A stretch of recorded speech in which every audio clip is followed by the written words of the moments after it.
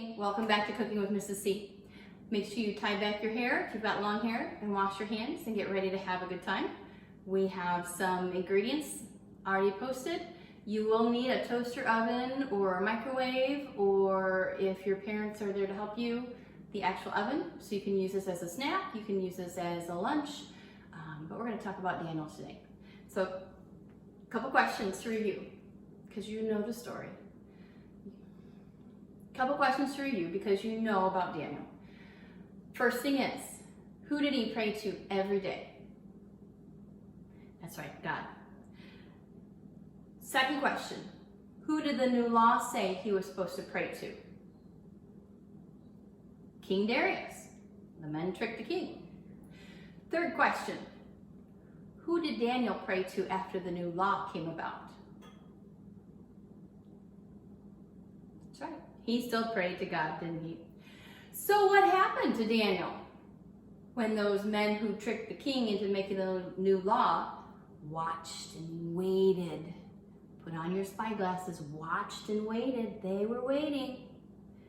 What did they do to Daniel? That's right. He was thrown into the lion's den, wasn't he?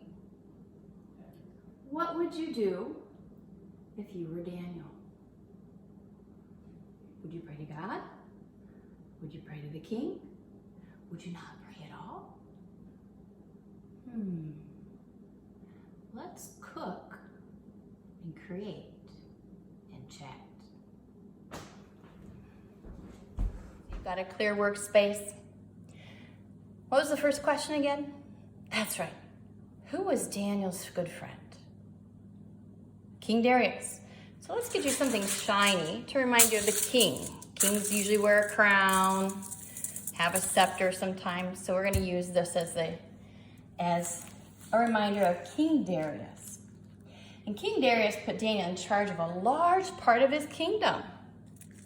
So this tortilla shell will represent his kingdom. Why were some of the men jealous of Daniel?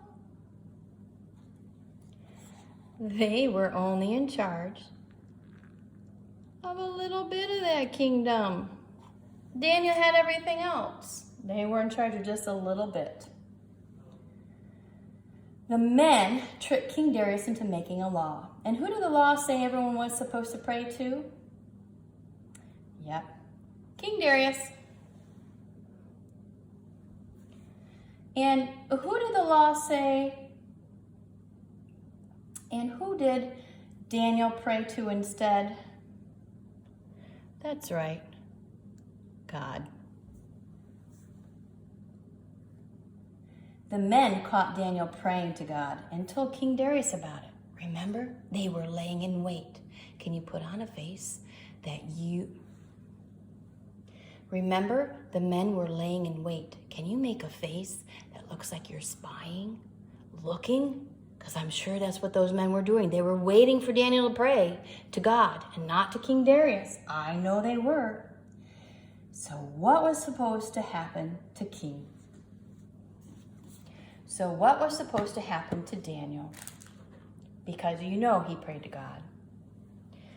That's right. He was put into the lion's den.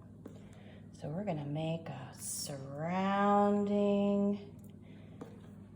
edge of cheese because the lion's den only had one way in and one the same way out. So we're going to make a circle. It's probably a cave, and the Bible said there was a stone over the top. Do you think King Darius wanted to put Daniel in the lion's den? Shake your head, yes or no. Or make that, I don't know, look. No, King Darius did not want to put Daniel in the lion's den, but the men reminded him of the law. Take your finger, shake your finger. Remember, King Darius. So we're going to finish making our lion. So our lion needs a couple things. Our lion needs some whiskers. You can use string cheese to make whiskers, or you can use parts of a green onion.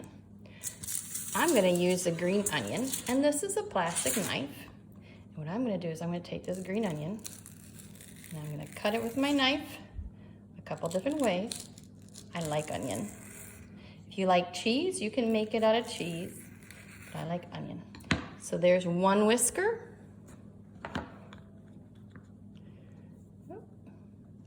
And now I'll make the other one. These are simple enough to cut if you have a plastic knife. And let's bring back our lion face. You did know we were making a lion, right? You figured it out? You guys are pretty smart. So there's his whiskers. We'll rearrange his eyeballs. What else does our lion need?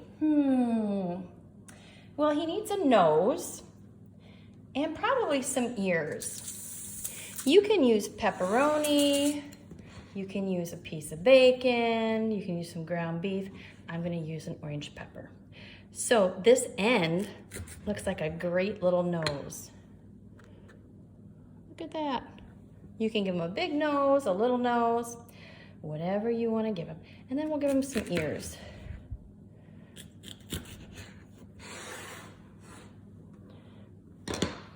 So there's his nose, a little triangle, and here's his ears. And of course, we need to give him a mouth.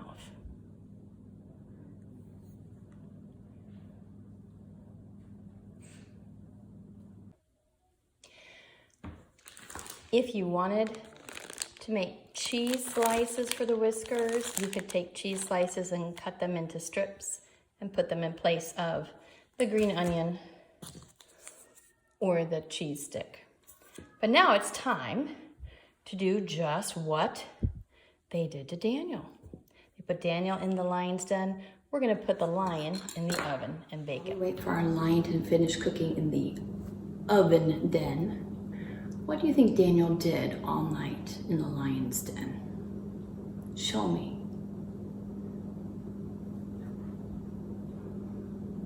That's what I think he did. I think he prayed all night. What about his friend King Darius? Show me what you think King Darius would have done. What would his face have looked like? What have you been doing? Could have been anxious. He could have been walking around.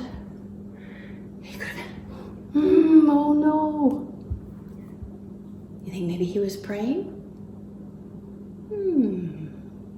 I'll tell you what, as soon as morning came, the Bible tells us that King Darius came right away and called out, Daniel, are you okay? And Daniel said, yes, the Lord protected me. King Darius then said, there's a new decree. He said, praise be to God, the God of Daniel, and that everyone should pray to Daniel's God. And then the men who tricked Daniel were there waiting, they were watching, spying, they and their families. It was their turn to go in the lion's den.